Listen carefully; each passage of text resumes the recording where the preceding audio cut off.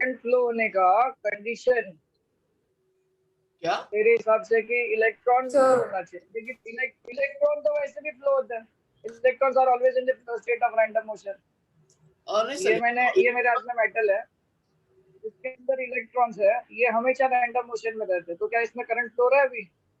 नहीं सर, वो तो सर जो दो एंड होते हैं उनमें पोटेंशियल डिफरेंस होना चाहिए, सो फिर एक एंड से दूसरे एंड वो एक यूनिफॉर्म मोशन में जाते हैं। करेक्ट, शाबाश यार भाई Ravi, very good. Potential difference, so पहली चीज मुझे मिली, we should have a potential difference. Potential difference is the electric potential difference between 2 points such that we will create a gap between two ends, higher end, lower end. So for any type of flow, कोई भी type के flow के लिए हमको slope होना जरूरी है। Slope, अगर मैं पानी को, ये मेरे पास लेवल है A to B, अगर यहाँ पे मैं वाटर मॉलिक्यूल रखूँ या वाटर पार्टिकल रखूँ, फ्लो करने को बोलूंगा तो फ्लो नहीं होगा, या मुझे इसको एक्सटर्नल फोर्स लगाना पड़ेगा। लेकिन अगर मैं ये A to B को ऐसे स्लोप में डालूं, ठीक है ना, और वाटर मॉलिक्यूल रखूंगा तो ये जाएगा, this is higher potential, this is lower potential, it will flow from higher to lower, फिर लोअर से हायर आने के लिए मुझे एनर्जी देना पड़ेगा। So this is what we called as a slope in general term, and this is in electrical term it is electric potential. This is at higher potential, this is at lower potential. So the first thing needed is to apply a potential difference between 2 points. दूसरा क्या बोल रहे हो? Very good, हाँ शाबाश। हाँ श्लोक तो कुछ बोल रहा था। नहीं सर, समझा। बोलिए। और भी काफी सारे पॉइंट्स है, मुझे और एक दो पॉइंट्स और दे दो बस। When do we say current is flowing in the circuit, or how do we know the current is flowing? We should apply potential difference between 2 points, right? Then दूसरा क्या होना चाहिए? सर चार्ज फ्लो होना चाहिए।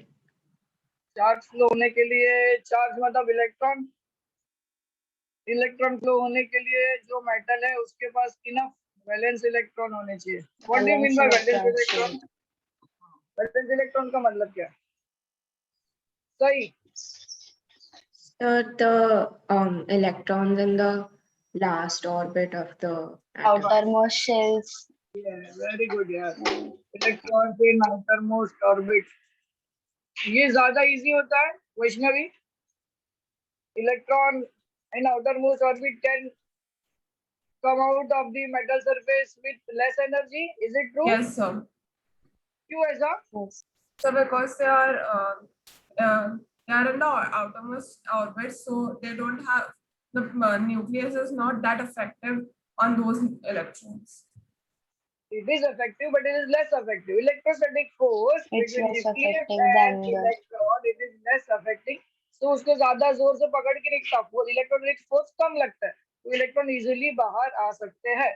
तो that is why valence electron ज्यादातर किसके पास होता है? मेटल्स के पास होते हैं, and that is why metals are good conductors of electricity. Correct, good conductors of electricity. So main important thing है वैलेंस इलेक्ट्रॉन होना चाहिए। दूसरा इंपॉर्टेंट थिंग है कि पोटेंशियल डिफरेंस होना चाहिए, बराबर। Now electric charge, basic charge, current is nothing but the flow of charge,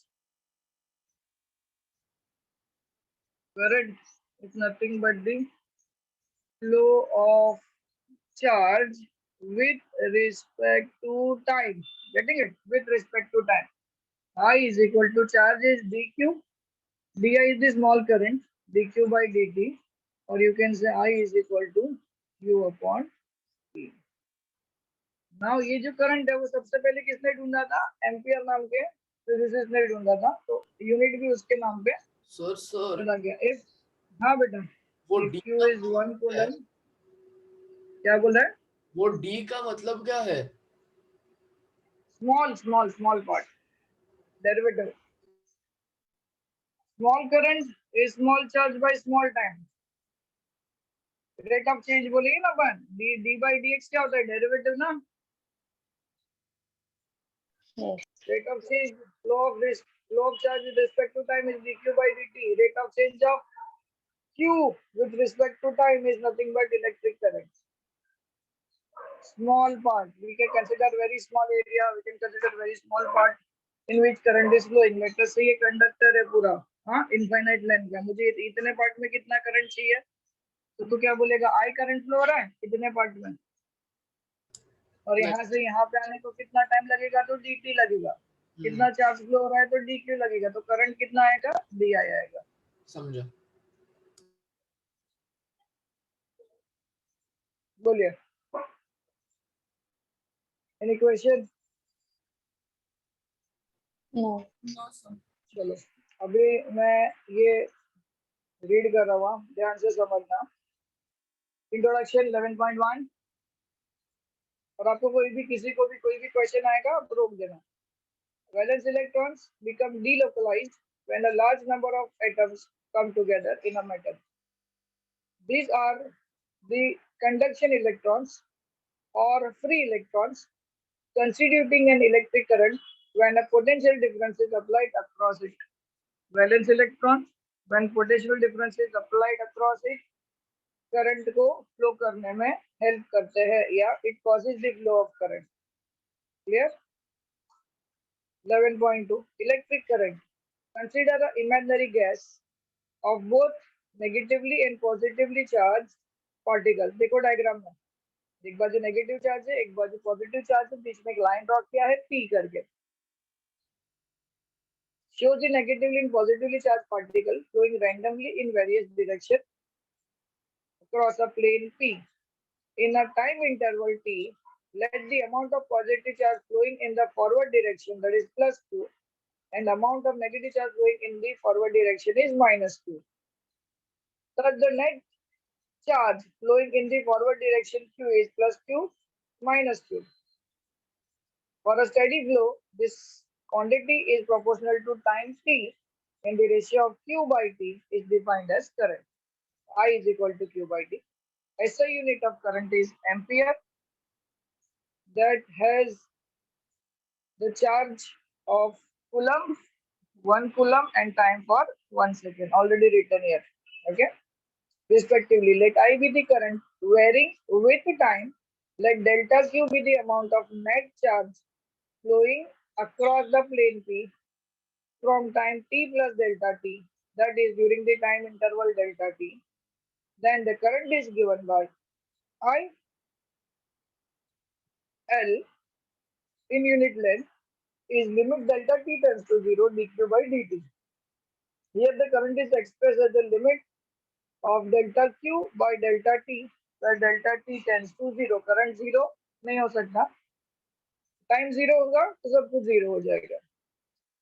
The current during lightning could be as high as 10,000 ampere. Lightning में जो current आता है, इसके लिए अगर lightning किसी के ऊपर गिर जाती है तो सीधा राख हो जाता है, क्योंकि कितना करंट है, 10,000 वोल्ट का. While a current in the household electrical circuit could be of the order of few amperes, maximum 15 ampere हो सकता है. ठीक है. Current of the order of a milliampere MA and a microampere μA or a nanoampere Na are common semiconductor device. Milliampere is 10 raised to minus 3 ampere. Microampere is 10 raised to minus 6 ampere, and nanoampere 10 raised to minus 9 ampere. This is the conversion. बोलिए क्या doubt? Sir limit of T tends to 0 मतलब क्या होता है? T approaches to 0. मतलब T Limit का T मतलब 0 के नजदीक आता है. 0 की तरफ बढ़ता है. Yes. So that is very small amount of current. तो जब तक T का वैल्यू 0 नहीं होता, we will get some amount of current. There will be a flow of charge, there will be time, and there will be current. But as soon as T will reaches to 0, there will be no charge flowing, there will be no current. Clear? लिख लो या.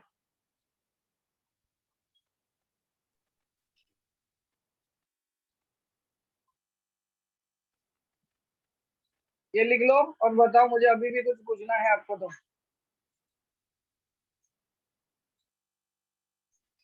No doubt, sir. बस यार, easy chapter है, मजा भी आएगा आपको। विराज समझ में आ रहा है क्या भाई? तारिक? Yes sir. ओके, तो आ गया क्या गाँव से विराज? नहीं सर, नहीं सर। तारिक समझा क्या? Yes, sir.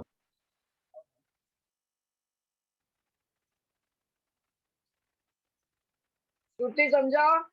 श्रुति? Yes, sir. ओके ओके, चलो शाबाश। ये हो जाएगा तो बोलो, will move ahead flow of current through a conductor. Done. Flow of current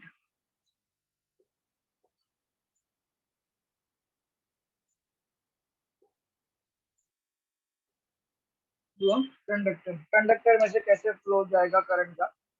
अब एक सिंपल सा कंसेप्ट मैं आपको समझाता हूँ। एक कंडक्टर है जिसके सर अंदर मैं n लिख रहा नंबर, हूँ।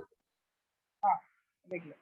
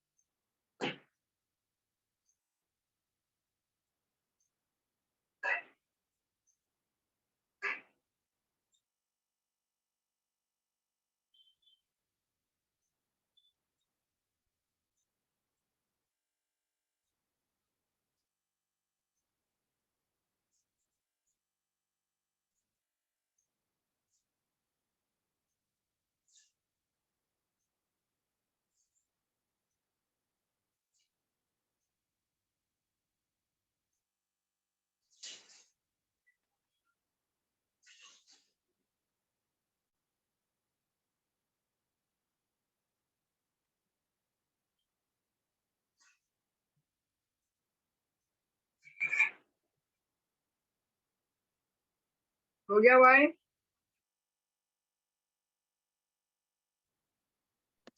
हाँ सर। चलो अभी समझना एक सिंपल सा बात। ये कंडक्टर है जिसमें बहुत सारे इलेक्ट्रॉन्स है, और ये इलेक्ट्रॉन्स जो है वो they are always in a state of random motion. बराबर? Now there is no potential difference applied, it is in a natural state, just like I आपको पहले ही बताया। This is a natural state of a metal rod. Metal rod एक conductor है, बहुत सारे free electrons है, n number of free electrons in the metal, and they are always in a state of random motion, but still it is not constituting any current. Why? क्यों ऐसा हो रहा है? पोटेंशियल डिफरेंस नहीं है, चलो वो एक मेरे को मालूम पड़ गया, पोटेंशियल डिफरेंस नहीं है। तो पोटेंशियल डिफरेंस नहीं है तो क्या हो ऐसा रहा है जिससे करंट नहीं मिल रहा? इलेक्ट्रॉन्स को प्रॉपर ओरिएंटेशन नहीं होता, जिससे क्या होगा? जिससे पॉजिटिव और नेगेटिव चार्ज सेपरेट हो जाएगा अगर अगर प्रॉपर ओरिएंटेशन होता तो। ओके, और डिटेल में अगर पूछूंगा तो ऐसा मैं बोलूंगा नहीं समझा मुझे तो। Yes, anyone can try. बात बराबर है तेरा, लेकिन मुझे और सिंपल लैंग्वेज में चाहिए। इलेक्ट्रॉन्स को मतलब बता, अब ये तो पहले जो बोला मैं वो सर्टेनिटी से बोला, ये सिर्फ मैं ऐसा ही बोल रहा हूँ। इलेक्ट्रॉन्स हाँ के अपोजिट स्पिन होते हैं इसलिए वो न्यूट्रलाइज करते हैं क्या एक दूसरे को? हाँ, ये जो वेक्टर सम होगा, वेक्टर सम वो जीरो हो जाता है ये स्टेटमेंट। समझा क्या मेरी बात? समझा। ये मैंने थोड़ा ऊपर का लेवल का बात बोला, अभी थोड़ा नीचे के लेवल का बोलता हूँ। पहले आप लोग आंसर बताओ कि भाई ये स्टेट पे मुझे करंट क्यों नहीं मिल रहा? Still electrons are in motion, electrons are always in a state of random motion, they will collide with each other, they will collide with the walls of the conductor, so they are in the motion, correct? Sir So अभी if they are in motion, then the charge in motion with respect to time, then it should constitute a current. But we all know that unless until we give a potential difference, current is not seen, or we cannot feel the current. Why? Sir क्योंकि जब potential difference होगा तो जो higher potential है मतलब positive charge terminal वो electrons को attract करेगा तो the electrons will start moving in a particular direction. क्या बात है, एक ही डायरेक्शन में फ्लो करेंगे। बहुत बढ़िया। अभी यहाँ पे जो डायरेक्शन है, जैसे मैंने बोला वेक्टर सम, एक ईस्ट में जा रहा है, एक वेस्ट में जा रहा है, एक नॉर्थ में जा रहा है, एक साउथ में जा रहा है, किधर भी गोएगा with different velocity in different direction. So when we add up all this, when we add up all the vector sum of the electrons, it will come up to zero, or sum of all the movement of all the electrons is equal to zero. So therefore the net current while in natural state will always be zero because they don't have a particular direction. Very well. When I applied a potential difference, higher terminal to lower terminal, electrons now are set up to move in a particular direction. All electrons will now flow in a particular direction, and now it will constitute a current. Clear? So what this force has to do, what this force, this is called as electromotive force, EMF. Electromotive force, it will set all the electrons in a uniform direction, in a unidirection. This force will act on all the electrons, and it sets all the electrons to move in a particular direction. And that is why we feel the current, or we can see, if I can attach here ampere ammeter, then I can record the current here. Getting it? Very good. चलो शाबाश। अभी आ जाओ आप flow of current through conductors. A current can be generated by positively or negatively charged particles. Current positive से भी generate होगा, negative से भी। अभी तक अपने को क्या मालूम था? सिर्फ नेगेटिव चार्ज। यहाँ पे मैंने क्या लिखा है देखो, फ्लो ऑफ चार्ज। समझ में आ रहा है क्या? Flow of charge. यहाँ पे मैंने नेगेटिव चार्ज नहीं लिखा। So remember one thing, current can be generated with the help of positive charge also. Current can be generated with the help of negative charge. अभी तक स्कूल में अपने को सिर्फ नेगेटिव चार्ज ही पता है। Flow of electrons, flow of charge, correct word is flow of charge. Electron भी हो सकता है, पॉजिटिव चार्ज भी हो सकता है, नेगेटिव चार्ज भी हो सकता है। ये आगे के चैप्टर में आएगा कैसे होगा। Negatively charged particle take part in the conduction. Now what is conduction? Can anyone tell me what is conduction?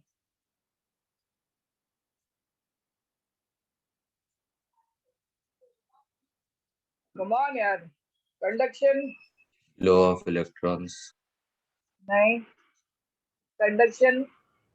Conduction मतलब हम बेसिकली अब अगर हम हीट के रिस्पेक्ट से बोलेंगे तो फिर conduction is allowing the flow of that energy. मतलब वो अगर बैड कंडक्टर होगा तो फिर वो फ्लो अलाउ नहीं करता है, फ्लो होने ही नहीं देता है। लेकिन ऐसा क्या हो रहा है कि फ्लो हो रहा है या फ्लो नहीं हो रहा है? Why we feel that flow हो रहा है? मतलब एक्चुअल क्या मोशन क्या है, एक्चुअल क्या हो रहा है, प्रोसेस क्या है कंडक्शन का? और एग्जांपल क्या है कंडक्शन का? हीट ट्रांसफर है। Conduction is the process of heat transfer. There are transmission of heat or electricity on any substance from one object to other. नहीं, one object to other नहीं आएगा। So basically पहले conduction क्या है? Heat, mode of heat transfer है। It is a mode of heat transfer. There are three processes by which heat transfer can take place: conduction, convection, and radiation. Conduction, convection, and radiation. Now conduction के बारे में उसने बोला है। यहाँ पे conduction हो रहा है। अभी कंडक्शन क्या है? अभी उसका एक हीट ट्रांसफर का प्रोसेस है। एकदम सिंपल सा एग्जांपल देता हूँ। ये एक मेटल है, ठीक है, ये एंड से मैं हीट कर रहा हूँ यहाँ पे, और यहाँ पे मैंने मेरे एक फ्रेंड को बोला कि भाई तू यहाँ पे तेरे हाथ से पकड़ के रख, तेरा हैंड है ये, समझा? मेरा ड्राइंग वियर्ड है, ऐसा मत समझना।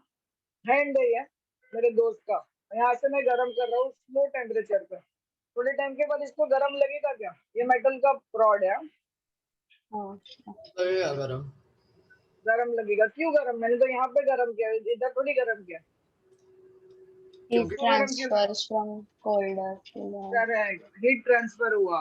ये इलेक्ट्रॉन यहाँ पे देखो, ये जो इलेक्ट्रॉन्स है, मैं सिर्फ एक एग्जांपल दे रहा हूँ, पिक्टोरियल व्यू है। यहाँ पे क्या हुआ, ये एनर्जी इसने लिया, ये एनर्जी लेके इसने इसको ट्रांसफर किया, इसको ट्रांसफर किया, इसको ट्रांसफर किया, इसको ट्रांसफर किया, ट्रांसफर करते करते करते करते ये गर्म हो गया, यहाँ पे हीट पहुंच गया, heat transfer from one molecule to other molecule, not from one substance to other substance. वो पॉसिबल नहीं कंडक्शन में।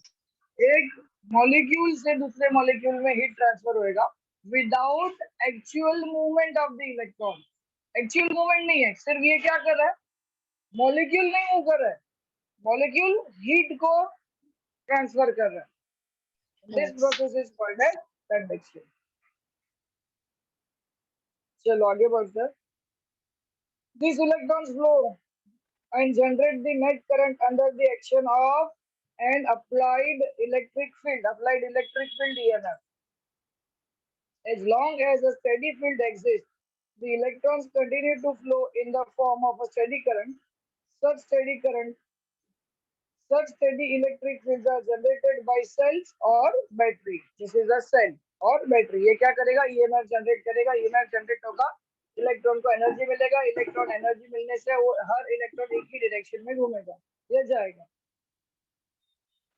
बोलिए, कोई doubt? Yes. No, sir. No, sir. Very good. आगे बढ़ते हैं। ड्रिफ्ट वेलोसिटी और ड्रिफ्ट करंट क्या होता है? अभी तक अपन ने करंट देखा है, ड्रिफ्ट करंट क्या? एक फिर से सिंपल सा क्वेश्चन पूछता हूँ, सोच समझ के जवाब देना, सोच समझ के जवाब देना, और जवाब देना भाई, जिसको भी आया जवाब तुरंत दो, और एक से ज्यादा लोगों को आया तो भी 1 by 1 जवाब दो, मुझे चलेगा, but you need to answer. This is what milli ना, milli ampere. Drift, DRIFT, drift speed या ड्रिफ्ट वेलोसिटी भी बोलता हूँ। अभी अपने को मालूम है electrons are always in a state of random motion before we give an electric field or before we apply any potential difference. Electrons are always in a state of random motion. They move with different speed in different direction. Correct? Speed Yes. भी अलग है, Yes, sir. Direction भी अलग है। हर electron का speed अलग होगा, हर electron का डायरेक्शन अलग होगा। जब वो एक दूसरे से टकराएंगे, वापस स्पीड उसका एक ने दूसरे को स्पीड दे दिया होगा, दूसरे ने तीसरे उसको स्पीड दिया होगा, और वापस अपना मोशन चालू करेंगे। जब वो बॉल के साथ टकराएंगे तभी भी ऐसा होगा। So unless until they collide with each other or collide with the boundary, speed will not change. जब मैं इलेक्ट्रिक फील्ड अप्लाई करता हूँ, तब क्या होगा, सबके सब इलेक्ट्रॉन्स एक ही डायरेक्शन में जाएंगे, बराबर। अब मुझे बताओ, जो ऑलरेडी इलेक्ट्रिक फील्ड की डायरेक्शन में है, उनकी स्पीड बढ़ेगी? हाँ सर।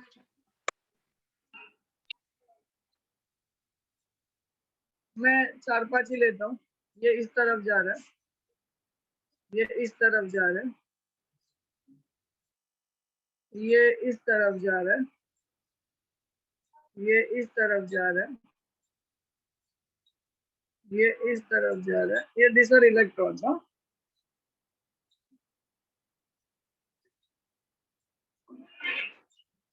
ये इस तरफ जा रहा है। नाउ इसका वेक्टर सम 0 हो गया, समझो। जब मैंने इलेक्ट्रिक फील्ड अप्लाई किया, सोच समझ के बोलना, नहीं समझा तो बोलना नहीं समझा, प्रॉब्लम नहीं है। इलेक्ट्रिक फील्ड अप्लाई किया, अभी मेरा इलेक्ट्रिक फील्ड है जो ये सब इलेक्ट्रॉन्स पे लगेगा और सब इलेक्ट्रॉन्स को सीधा करेगा, बराबर ना। ये इस तरफ Yes. जाने के लिए फोर्स करेगा, सब इलेक्ट्रॉन्स इसी तरफ जाएंगे। क्यों? क्योंकि भाई इसने बोला, ये फोर्स लगाया है इसने, और जिसकी वजह से सबके सब electrons are now moving towards negative terminal. अभी मुझे बताओ, इसमें सबसे ज्यादा स्पीड किसका होगा और सबसे कम स्पीड किसका होगा? I'll give you the number. Wait, I'll give you the number. 1, 2, 3, 4, 5, 6. चलो, सबसे ज्यादा स्पीड किसका होगा? तुमसे कम स्पीड किसका होगा? ठीक है। थर्ड का थर्ड का ज्यादा, थर्ड का ज्यादा, सबसे ज्यादा थर्ड का होगा। Very good. और सबसे कम किसका होगा? 2 2, सेकंड। बराबर है। अभी और एक क्वेश्चन पूछता। वेरी गुड, इतना क्लियर हो गया? We have maximum speed of particle number 3 and minimum speed of particle number 2। Correct? या कोई डिबेट है किसी को? Sir no speed sir, speed बोल मतलब बोल। सर स्पीड मतलब फ्लो में स्पीड या ओरिएंटेशन बराबर करने में स्पीड? ओरिएंटेशन का जो है। लेकिन अभी अपन स्पीड का ही बात करेंगे कि जो जो स्पीड से वो जाएगा ना, it is the flow of charge. So when you say flow, it should have speed, it should have kinetic energy. Okay, so we are now considering speed. कितना फास्ट वो पॉजिटिव से नेगेटिव की तरफ जाएगा। When as soon as the electric field is applied, कौन सा electron पहले जाएगा, कौन सा इलेक्ट्रॉन बाद में आएगा, वो रेफरेंस से हम लोग बात कर रहे हैं। ओके, और सबके सब इलेक्ट्रॉन का स्पीड अलग होगा, डायग्राम के हिसाब से देखो और Yes. एक्चुअल भी देखो। Every electron has different speed. Sir eventually वो सबका स्पीड ये हो जाएगा ना? Eventually after applying electric field, once they are set up in the same direction, then वो अपने अपने स्पीड से घूमते रहेंगे। ओके, ठीक है?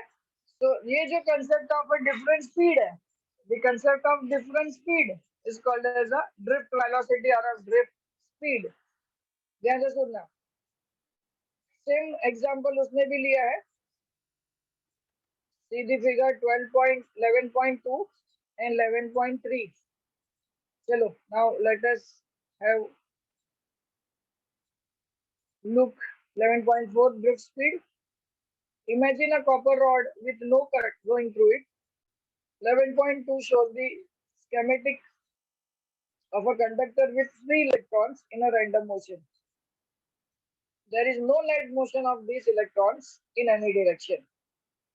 If electric field is applied along the length of the copper rod and a current is set up in the rod, these electrons still move randomly but tend to drift in a particular direction. They will still move randomly, but now they all have a particular direction. Important line underline कर सकते हो. But tend to drift in a particular direction. Their direction sir is मेरे को नहीं opposite समझा। to ये जो मैंने बताया वही है। सबके सब इलेक्ट्रॉन्स एक ही डायरेक्शन में जाएंगे। ईएमएफ लगाने से क्या होगा? ईएमएफ लगाने से क्या होगा? इलेक्ट्रिक फील्ड लगाने से क्या होगा? सर इलेक्ट्रिक इलेक्ट्रॉन फील्ड पहले लगाने से से वो सब एक डायरेक्शन में जाना चाहिए ना? बस वही तो एक ही डायरेक्शन में जा रहे हैं ना। But tend to drift in a particular direction लिखा है ना, in a particular direction they will drift. Drift मतलब घूमेंगे, जाएंगे, एक ही डायरेक्शन में जाएंगे।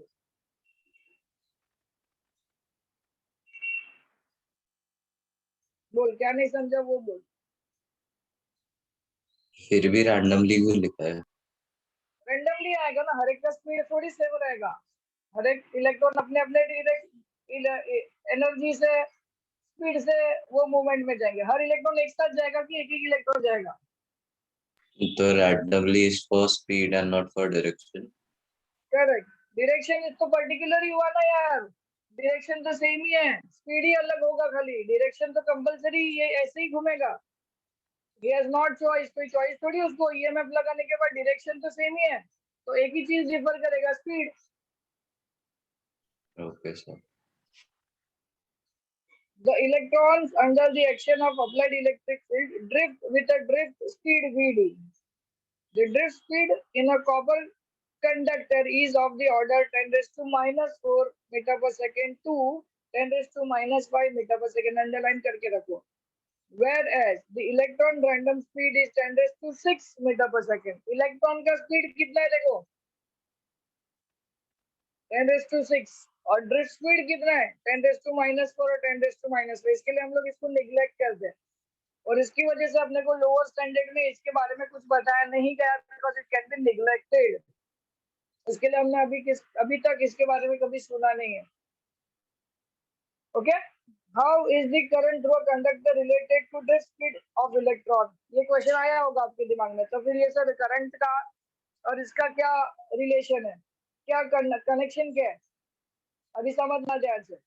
Figure 11.3 shows a part of conducting wire with its free electrons having drift speed Vd in the direction opposite to of electric field। अभी मुझे बताओ, आपने ये जो है EMF लगाया पॉजिटिव नेगेटिव, बराबर।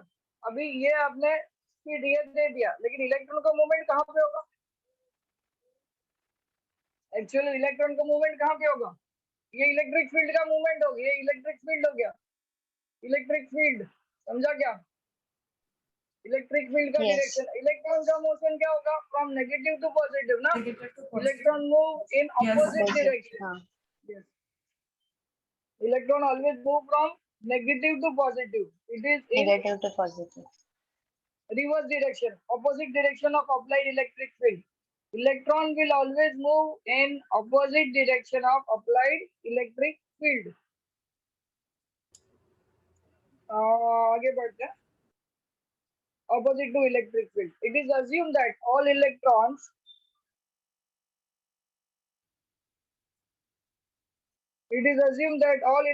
move with the same drift speed Vd and that the current I is same throughout the cross section A। assume किया है कि Vd जो है सेम स्पीड से जाएंगे, हर एक का स्पीड अपना अपना होगा। मतलब अभी गाड़ी या चलती है हाईवे पे फॉर एग्जांपल, वो तो कम ज्यादा स्पीड से चलती है, लेकिन मैं अज्यूम करता हूँ हर एक का जो स्पीड है ना वो एक ही जैसा होगा। दे विल मूव है ना with the same speed in the same direction, इस तरीके से। तो जब भी मैं करंट निकालूंगा Q/T मुझे हमेशा कांस्टेंट मिलेगा, ठीक है। वो एक्चुअली प्रैक्टिकली गलत है, थियोरेटिकली राइट है, क्योंकि हर एक का मोशन में चेंज हो सकता है, रैंडम स्पीड से घूमेगा। फिर हमने अज्यूम किया, it is assume that all electrons move with the same drift speed Vd and that the current I is same throughout the cross section A of the wire. Consider the length L of the wire.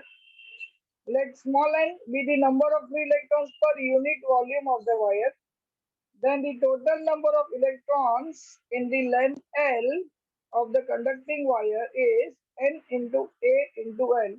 The total charge is given by Q is equal to कितना charge आएगा? देखो formula देखो, N A L into E. This is the total charge flowing through the wire of length L. This is the total charge that moves through any cross section of the wire in a certain time interval T. So T is equal to distance upon speed. T is equal to distance upon speed L by Vd. Okay. Now we have I is equal to Q upon T. Q का value NaLe upon L by Vd। तो ये L और ये L cut हो गया, NaVd into E, correct. Hence Vd, अभी ये Vd की जगह पे अपन लिखेंगे, hence Vd is equal to क्या आएगा? Vd is equal to I upon NaE। This is your drift speed. We can find out drift speed. Vd is equal to current upon number of electrons into area into charge on one electron. And this again we can say Vd is equal to J upon Ne, J upon N into E। ये जो लिख रहा हूँ बराबर से लिखना, J upon Ne, where J is I upon A, is called as current density।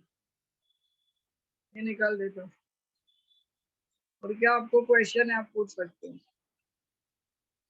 This is how we can find out the drift speed। ये Vd आ गया, therefore Vd is equal to J upon Ne where G is equal to I upon A, called as current density. G is current density. याद रखना है इसको. And obviously its unit is unit per ampere meter square. It's the unit of G, ampere meter square.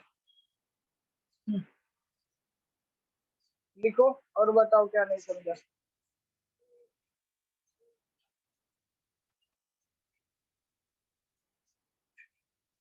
Sir, how is T equal to L upon VD? कौन सा? T. अरे time है ना बच्चा, टाइम का डिस्टेंस अपॉन स्पीड नहीं आएगा क्या रे? लेकिन सर VD तो इलेक्ट्रॉन का स्पीड है ना, तो फिर एवरेज होना चाहिए. इलेक्ट्रॉन के. हाँ, हम लोग ने अज्यूम किया है every electron is moving with speed drift VD, पढ़ना पहला ही लाइन लिखा है. अच्छा, अरे हाँ, तो फिर every electron is moving with same drift speed, इसलिए हम ये ऐसा बोल सकते हैं. इसके लिए तो पहला लाइन में लिखा है ना, वी अज्यूम करके. ओके. अदरवाइज ये मैंने आपको तभी बोला ये पॉसिबल नहीं है. VD can not be equal for every electron, it must be different. अगर मैं आपको एक सिंपल प्रैक्टिकल बात बताऊं, ये हायर लेवल का बात है, हायर लेवल का. अगर करंट यहाँ से फ्लो हो रहा है, ये एक पर्टिकुलर लेंथ का वायर है जिसमें से करंट फ्लो हो रहा है, तो ये पर्टिकुलर सेक्शन में अलग करंट मिलेगा, ये पर्टिकुलर सेक्शन में अलग मिलेगा, ये पर्टिकुलर सेक्शन में अलग मिलेगा. क्यों ऐसा होगा? क्योंकि हर इलेक्ट्रॉन का स्पीड अलग अलग है, तो उसको जो ट्रैवल करने का टाइम है वो चेंज हो जाएगा, और टाइम चेंज होगा तो आपका आई चेंज हो जाएगा, because I is Q by D. भले चार्ज इक्वल होगा बट टाइम अलग लगेगा क्योंकि हर एक का स्पीड अलग है. तो थ्रू ऑल ये जो वायर है वो वायर का एरिया भी सेम है, लेकिन फिर भी ड्रिफ्ट वेलोसिटी अलग होने की वजह से डिफरेंट कलर डिफरेंट सेक्शन में मिलते हैं. ये प्रैक्टिकल बात है, थ्योरेटिकली ऐसा नहीं है. थ्योरेटिकली ऐसा बोला जाता है कि हर सेक्शन में किधर भी आप काउंट करो सेम करंट मिलेगा. सर, तो फिर रियलिटी में जब करंट मेजर करने का होता है तब 3-4 ऑब्जर्वेशन पे एवरेज लेके एरर निकालते हैं ना. एवरेज निकालते हैं. यस.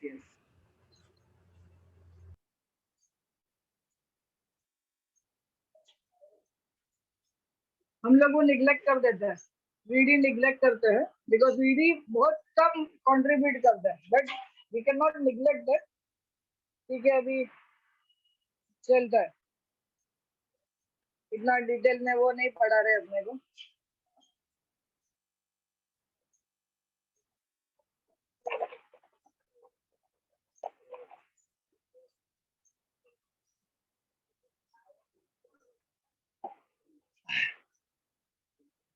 कोई क्वेश्चन, कोई डाउट प्लीज आस्क.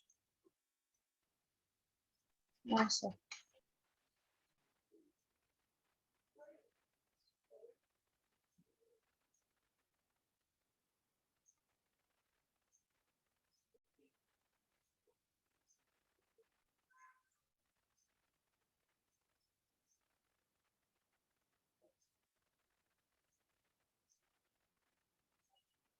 हो गया लिख के? Yes.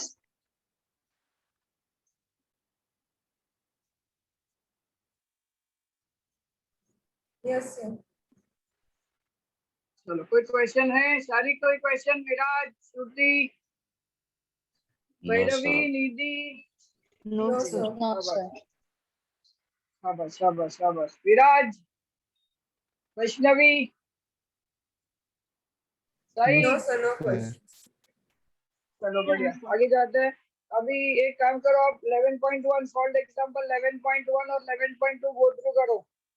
सॉल्व एग्जांपल 11.1 सॉल्व नहीं करना है, खाली रीड करो. कहाँ पे अटक जाओगे तो बोलो. लेक्चर के बाद ये दोनों एग्जांपल आपको आपकी बुक में लिखने हैं.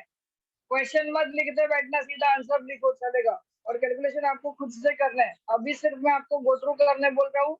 अगर कोई पार्ट सॉल्यूशन का नहीं समझा होगा मैं आपको अभी समझा सकता हूँ. Go to example 11, solved example 11.1 and 11.2, which is based on this formula just we have derived. Go to both the solved example now and tell me if you are not getting anything in that particular example. It will make you understand, and after the lecture you have to solve both example in your notebook.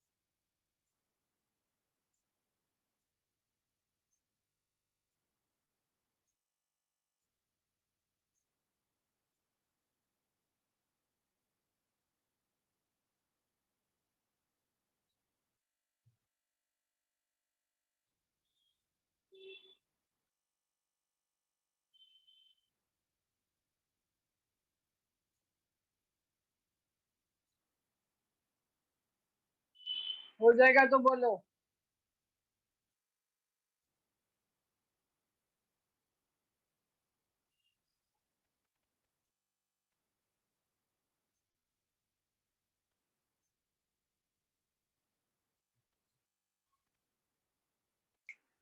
कोई particular step ना समझा हो या कोई चीज ना समझ में आई हो तो पूछो. दोनों एग्जांपल में वैल्यूज दिया है, उसको सिर्फ सब्स्टिट्यूट करना है, दैट्स इट. कैलकुलेट करने के लिए आपको लॉग टेबल आना चाहिए यार. मेरे को लॉग टेबल का लेक्चर लेना है, मेरे को कोई याद नहीं दिलाता है तुम लोग. I want to teach you log table for this calculation. Otherwise ये कैलकुलेशन को आपको काफी टाइम जाएगा. Please remind me to take log table lectures, or at least I have a video lecture. Please tell me to send the recorded Yes. lectures. Log table ka, which is very essential for chemistry as well as physics calculation. पहले log maths में था तो क्या maths वाले sir करा देते थे log. अभी वो लॉग है नहीं तो प्रॉब्लम है.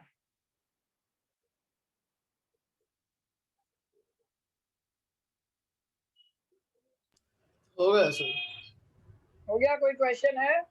दोनों एग्जांपल में ये क्यों आया, ये किधर से आया, ये कैसे Sir, हुआ? इन्होंने पाई 3 डिजिट तक लिया है तो फिर हमको भी 3 डिजिट तक लेना होता है. 3 डेसिमल नहीं नहीं, तक. 3.14 लेके खत्म करने का. ओके. Take pi का value 3.14, that's it. You can take 22/7 also. अगर वो कट होने वाला होता है, you can take 22/7.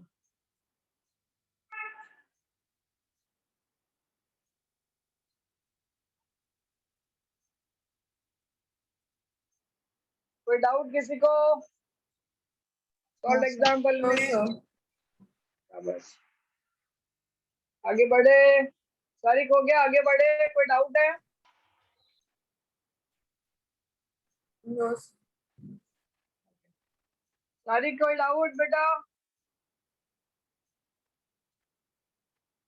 Hello hello No, hello. sir. चलो आगे बढ़ते. ओम्स लॉ अभी अपन ने 10 में भी पढ़ा था. ओम्स लॉ क्या है? V upon I. Correct. Resistance ratio of V by I is always constant as far as the physical condition of a conductor remains constant. Potential difference is directly proportional to electric current. इसका आपने experiment भी किया होगा. Finger crossed. मालूम नहीं मुझे कि last year आपका ये एक्सपेरिमेंट हुआ था कि नहीं, but this is the experiment. Ohm's law के ऊपर जो है वो हर स्कूल में होना तो चाहिए. So we have to take different reading as we change the potential difference. Current will also change. Simple सा बात है. और फिर दोनों का रेशियो निकालेंगे मोर और लेस ये जो रेशियो आता है वो कांस्टेंट आता है and that ratio is called as resistance. और ये किसने निकाला था भाई? ओम्स नाम के साइंटिस्ट ने निकाला था, इसके लिए उसका यूनिट ओम हो गया। ठीक है, resistance. So if this is in volt, this is in ampere, R is in ohm, ये उसका सिंबल है और ये इसका नाम है। Resistance, it opposes the flow of current, resist करेगा। इसका बेस्ट एग्जांपल है तुम्हारे घर में जो फैन का रेगुलेटर है, वो रेजिस्टेंस की तरह काम करता है। अगर आप फैन को फुल स्पीड पे रखा, जैसे मैं बोलता हूँ मेरा फैन का रेगुलेटर का स्पीड है 5, तो मैंने फैन को 5 पे रखा, तो मिनिमम रेजिस्टेंस होगा, मैक्सिमम करंट होगा, तो फैन जो है फुल स्पीड में घूमेगा। ठंडी के टाइम में मैं फैन को 2 पे रखता हूँ, 2 पे मतलब मेरा जो मार्किंग है वो बता रहा हुआ, रेगुलेटर का मार्किंग को 2 पे रखता हूँ, मतलब मैंने रेजिस्टेंस बढ़ा दिया तो करंट कम हो गया, जिससे कि फैन का स्पीड कम हो गया। सबसे बेस्ट एग्जांपल ऑफ रेजिस्टेंस। चलो, Ohm's law, the relation between the current through a conductor and applied potential difference was first observed by German scientist George Simon Ohm in 1828 AD. This relationship is known as Ohm's law. ठीक है, ये पहले India आया था, फिर हम लोग ने बोला साइमन गो बैक, तो बेचारा चला गया। चलो आगे बढ़ते हैं। It states that the current I through a conductor is directly proportional to the potential difference. समझा क्या? V is directly proportional to I. V directly proportional to I. ये स्कूल वाला ही सब पढ़ा रहा हुआ। It states that the current I through a conductor is directly proportional to the potential difference V applied across its two ends, provided by physical state of a conductor is unchanged. The graph of a current versus potential difference across the conductor is a straight line as shown in the figure. Directly proportional है तो obviously straight line में आएगा, हाँ या नहीं? हाँ। Yes, sir. चलो अब इसी के ऊपर अपन डिबेट करेंगे।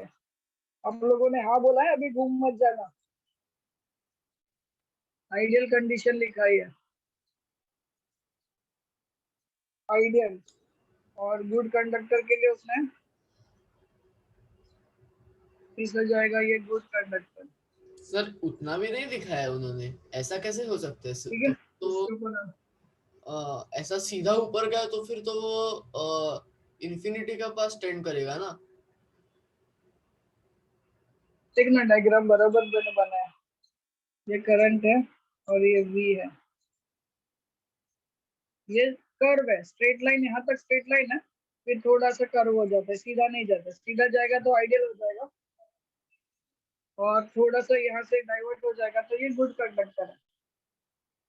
ये क्यों है वो मैं आपको बताता हूँ। आगे बढ़ते हैं।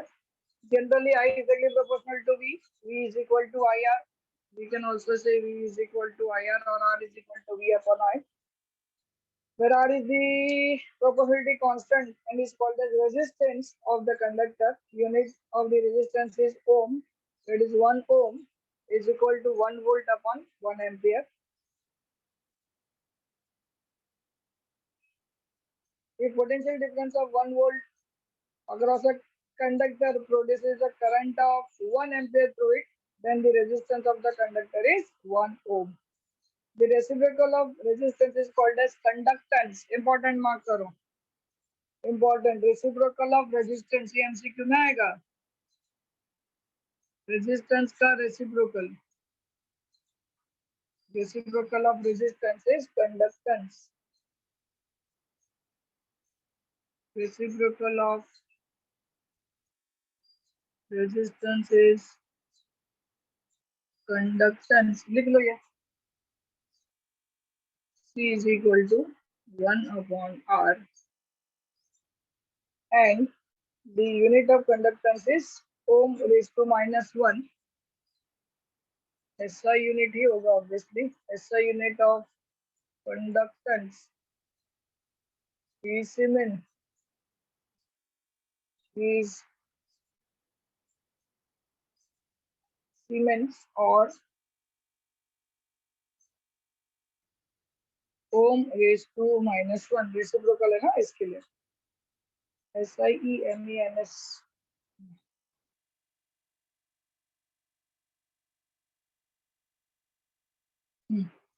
और ओम रेज टू -1।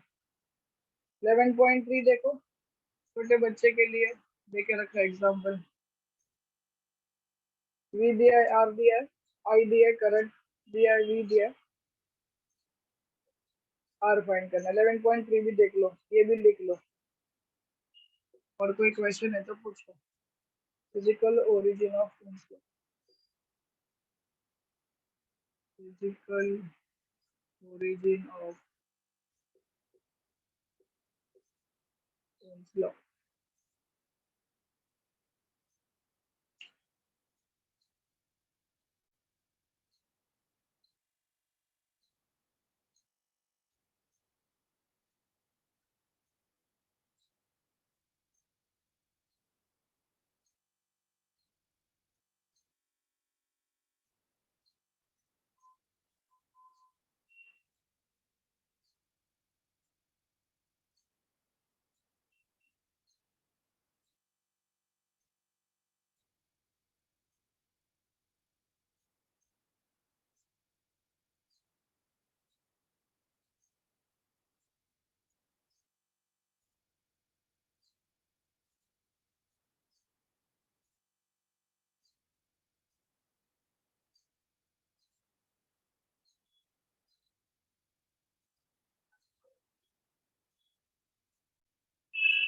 क्या डाउट?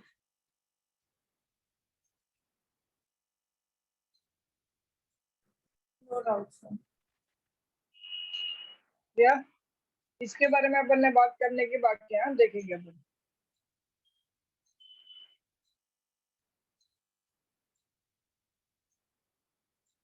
लेवन पॉइंट थ्री एग्जाम्पल एक 5 सेकेंड में हो जाएगा, देख लो। करंट गिवन है, वोल्टेज गिवन है, आर निकालो। ऐसा कुछ आएगा नहीं आपको एग्जाम में, नहीं तो आपको लॉटरी लग जाएगा।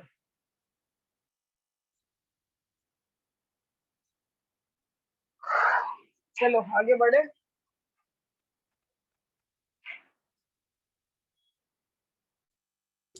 Okay sir. हो गया सबका? Yes, sir. Yes. बाकी नहीं है ना किसी का? हो गया ना? ये लिख के, ये भी लिख के होना चाहिए, और एग्जाम्पल 11.3 हाँ भी सर, हो देखना है गया। बोले। चलो आगे बढ़े। Physical origin of Ohm's law, इसमें जो पहला पैराग्राफ है उसमें यही बताया गया है कि electrons are always in a state of random motion. They collide with the wall of the metal and speeds are different. With different speed they collide. अच्छा, ये इसमें एक चीज इसमें अज्यूम ये क्या है कि इलेक्ट्रॉन एक दूसरे के साथ कोलाइड नहीं करेंगे। दोनों इलेक्ट्रॉन है ना, नेगेटिव नेगेटिव रिपेल होते हैं, so they don't collide with each other, and before any electric field is applied the net movement is zero. As far as the electric field is applied, क्या होगा? Electric field applied होने के बाद क्या होगा Shariq? when we applied electric field, that what will happen?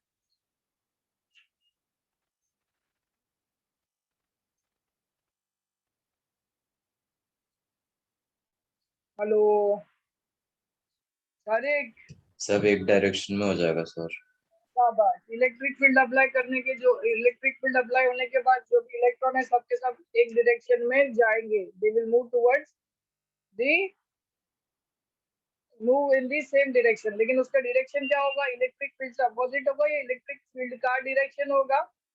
Nidhi, electric field का direction. Electric field का। बस सही। movement of electron is in the same direction of electric field or in the opposite direction? Sir, in opposite direction. बस in opposite direction। Electric field का direction ऐसा जाएगा from positive to negative, correct. But electron का direction it is from negative to positive. तो electric field के opposite direction में electron drift under the action of electric field and move in the direction opposite to the direction of field. अभी समझना ध्यान से।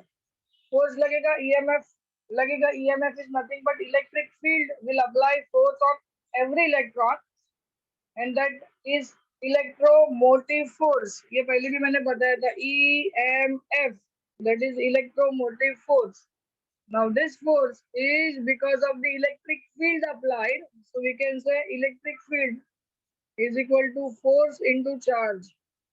P is equal to force is equal to F is equal to E into E, small e into capital E. Correct? Vector है किसी direction भी है उसको. Now, ये if मेरे the को नहीं mass of समझा। electron force लगेगा ना, ये एक ही direction में क्यों जाएंगे सब? फोर्स हाँ, इलेक्ट्रॉन फोर्स अप्लाई होगा. फोर्स किसके वजह से अप्लाई हुआ? इलेक्ट्रिक फील्ड के वजह इलेक्ट्रिक से. फील्ड की वजह से इलेक्ट्रिक फील्ड की वजह से अप्लाई हुआ और वो फोर्स किसके ऊपर लगेगा? इलेक्ट्रॉन्स के ऊपर। इलेक्ट्रॉन के ऊपर. तो force is equal to electric field into charge of one electron. Now okay if we consider mass of one electron, m is mass of electron, then what is force, which is m into a. बराबर. Force के पास क्या है? माँ है. आज मेरे पास गाड़ी है, बंगला है, बैंक बैलेंस है, तेरे पास क्या है? तो बोलते मेरे पास माँ है. तो फोर्स के पास माँ है. एफ का वैल्यू डालेंगे अपन E into E is equal to m into a. So we can say acceleration is equal to E into E upon mass. This is the acceleration of an electron moving in the electric field. The type of collision the conduction electrons undergo in such that drift velocity attained before the collision has nothing to do with the drift velocity after the collision. After the collision, the electron will move in the random direction but will still drift in the direction opposite to E. जैसे टकराएंगे, जैसे वो लोग drift होंगे तो टकराएंगे किसके साथ? Wall के साथ या मेटल के वॉल के साथ टकराएंगे, लेकिन फिर भी जाएंगे किधर? Opposite to electric field. क्यों? क्योंकि फोर्स लगा हुआ. अच्छा, ड्रिफ्ट वेलोसिटी बिफोर, पहले भी ड्रिफ्ट वेलोसिटी होगा और बाद में भी ड्रिफ्ट. कोलिजन के पहले भी ड्रिफ्ट वेलोसिटी होगा, कोलिजन के बाद में भी ड्रिफ्ट वेलोसिटी होगा. दोनों अलग अलग होगी. अभी मैं कोई स्पीड से जा रहा हूँ और अगर मैं किधर टकराता हूँ तो मेरा स्पीड कम हो जाएगा. अगर आपने एक बॉल मारा, दीवार पे बॉल मारा, टेनिस का बॉल हो या रबर का बॉल हो मारा, तो जो स्पीड से फेंकोगे, जो मोमेंटम होगा वो मोमेंटम पास होगा बॉल को और बॉल रिबाउंड होके आएगा with lesser speed. Momentum is transferred. Okay, speed कम हो जाएगा but still they will move in opposite direction of electric field. Move in the opposite to electric field. Now let's now be the average time between two successive collisions. Thus, on an average, the electrons will acquire drift speed Vd is equal to A into T. अभी समझना ध्यान से.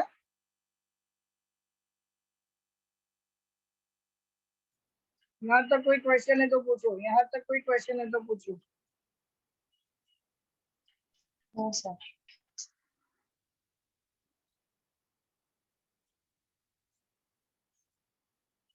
Acceleration का basic formula क्या है?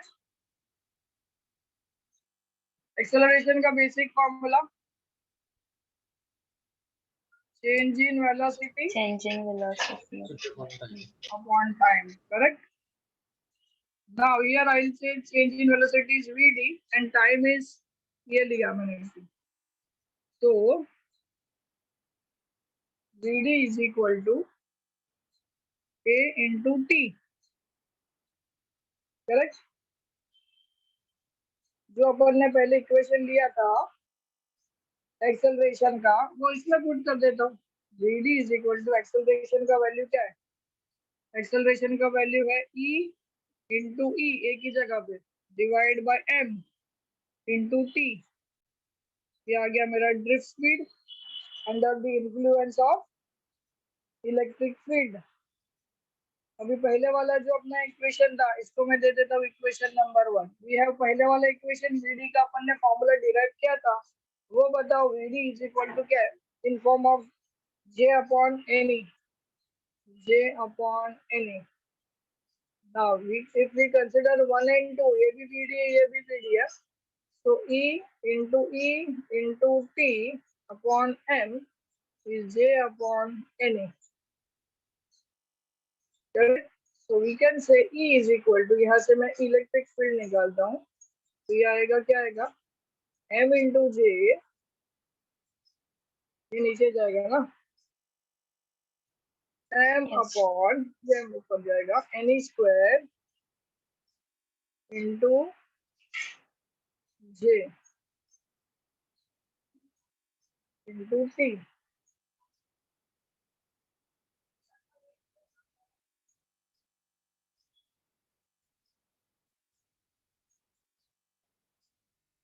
एकदम ध्यान से समझना, नहीं समझा तो प्लीज क्वेश्चन अभी पूछो. ये फॉर्मूला अपन ने पहले डिराइव किया हुआ था, ये फॉर्मूला अभी अपन ने डिराइव किया, ये दोनों को कंपेयर किया, ये भी वीडी है, ये भी पीडी है. वीडी का value E into E by M into time T equals to J upon NA. तो यहाँ से मुझे E निकालना है, तो ये M इधर जाएगा, E और T नीचे आएगा, E into E हो गया E square into T. Now my electric field is M upon NE square into T into J.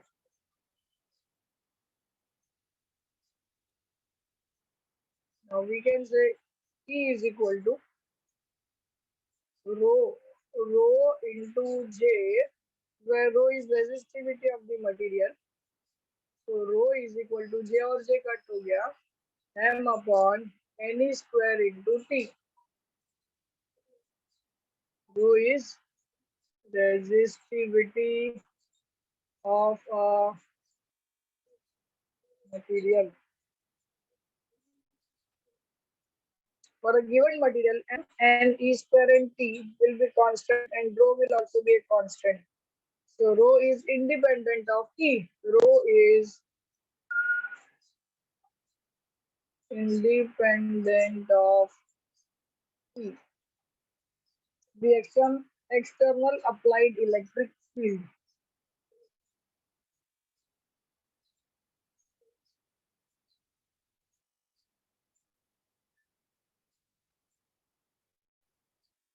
ध्यान से देखो, यहाँ से चालू हुआ है, यहाँ पे खत्म हुआ है. This is first, this is second, and this is third part. क्या क्वेश्चन है पूछेंगे?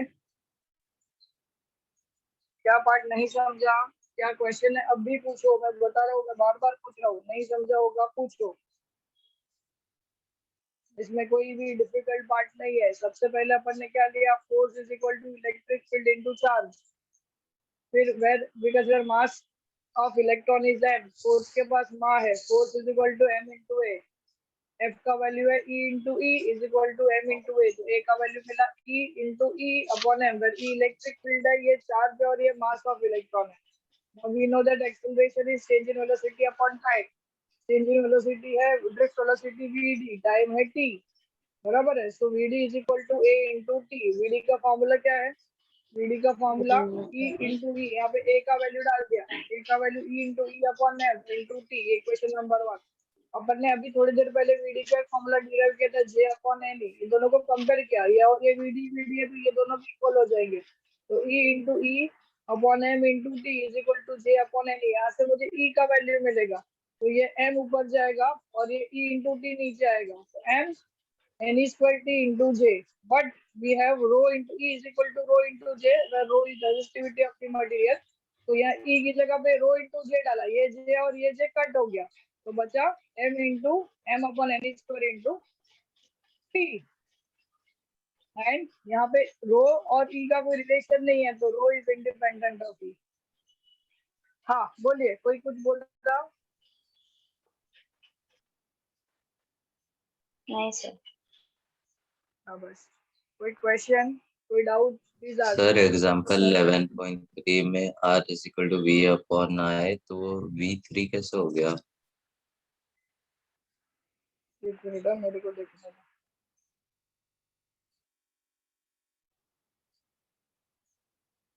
of lighting uses 2 लिखा है ना बेटा, 2 1.5 वोल्ट लिखा है, TWO 2 लिखा है. ओके ओके समझा मैं.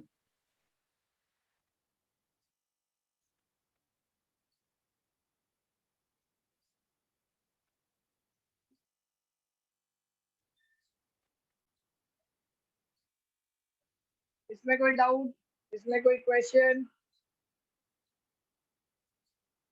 No doubts. So, good good good.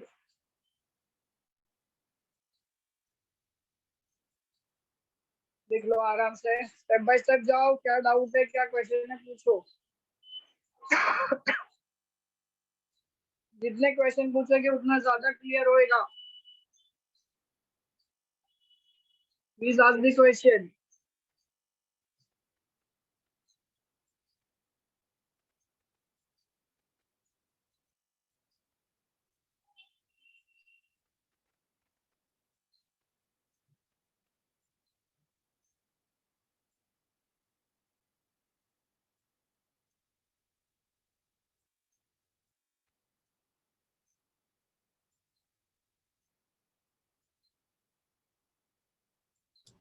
No question, sir. हाँ बस हो जाएगा तो बोलो, आराम से लिखो, हो जाएगा तो बोलो मुझे। हाँ लिखो आराम से, कोई गाइड नहीं।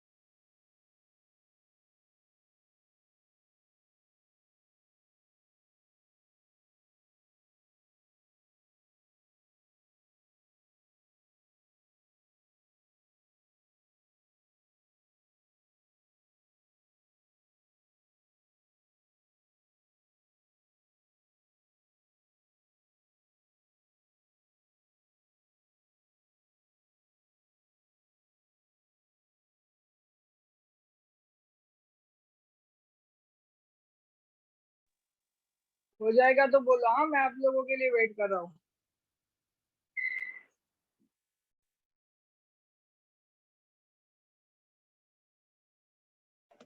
सर हो गया।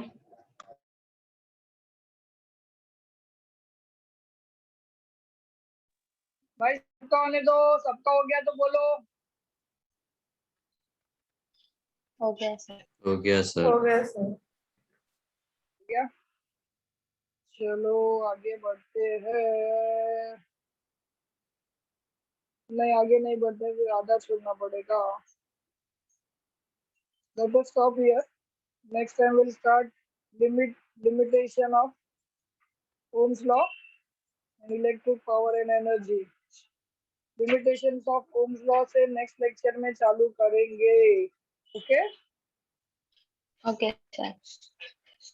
खत्म नहीं होगा 5-6 मिनट में। ओके और सर वो लॉग टेबल का भी। लॉग टेबल मेरे को है ना, आप शाम को मेरे को याद दिलाओ। मैं दुनिया का सबसे बड़ा भुलक्कड़ इंसान हूँ।